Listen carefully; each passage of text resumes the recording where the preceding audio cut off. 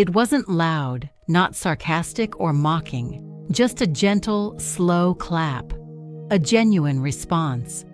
She stood and stepped onto the balcony, unsure of what she might find. Below, on the street, stood a young man holding a bouquet of white roses. His gaze met hers. For a heartbeat, time seemed to halt. The traffic, the voices, the blur of city life, all faded into a strange silence. Then she hurried back inside, heart fluttering, pretending to fiddle with her sheet music. But the man with the flowers had left an impression that no melody could erase. His name was Alex. He hadn't planned to take that particular route that day. He was simply delivering roses to his grandmother, a tradition he upheld every week. White, pink, sometimes red, each color chosen on a whim, each bouquet a silent hug. But that evening, her music stopped him in his tracks. Something about the way the notes carried themselves down to the pavement held him still, staring up at the balcony.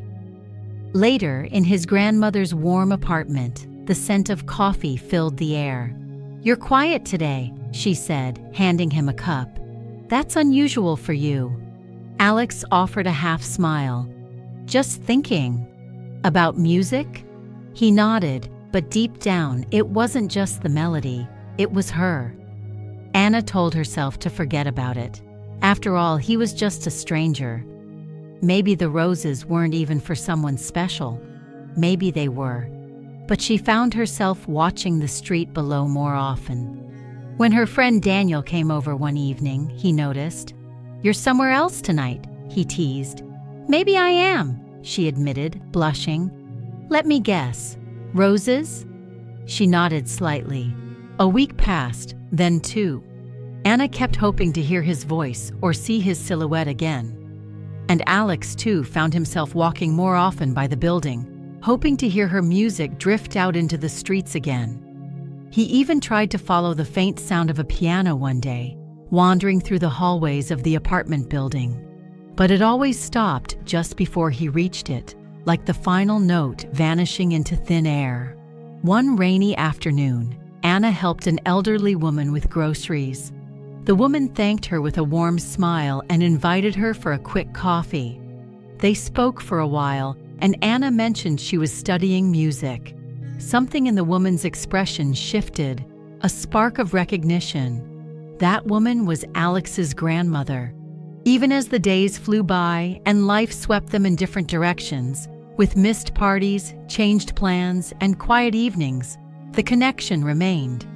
Anna skipped a gathering that Alex happened to attend. He paused at the door that night, half hoping she'd show up. But fate had other plans. Then, one rainy evening, everything aligned. Alex had offered a friend a ride. That friend brought someone else along, a quiet girl who sat in the back seat, her face barely visible. Yet when the scent of roses filled the car, Alex felt his heartbeat shift. Anna, hearing his voice, recognized it instantly. When she stepped out at Lakeview Apartments, their eyes met again. "It's you," she said softly. "You play the piano," he replied. "And you bring roses." They laughed, and in that laughter was something tender, something beginning. Back at her apartment, Anna placed the roses in a vase. She turned to him with a gentle smile. "Would you like to stay for coffee?" "I'd love to," Alex said. The next morning, his grandmother returned home and greeted him with knowing eyes. "Red roses today?" she asked with a playful smirk. "Those are for love, you know." Alex just smiled. Later, as she sat on her balcony, the sound of piano music floated through the air again.